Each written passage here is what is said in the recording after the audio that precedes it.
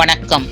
77வது குடியரசு தினத்தையொட்டி மகாகவி பாரதியார் கட்டிட அமைப்புசாரா தொழிலாளர்கள் சங்கத்தின் சார்பில் தேசிய கொடியை ஏற்றி வைத்து மரியாதை செலுத்தி பொதுமக்களுக்கு இனிப்புகள் வழங்கப்பட்டன.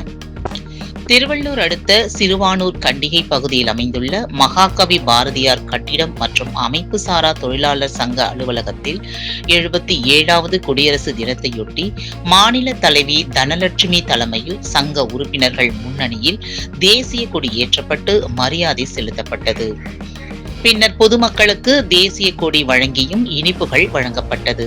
அதனைத் தொடர்ந்து சங்க உறுப்பினர்கள் மற்றும் பொதுமக்களுக்கு பரிசு பொருட்களை வழங்கி கௌரவிக்கப்பட்டன.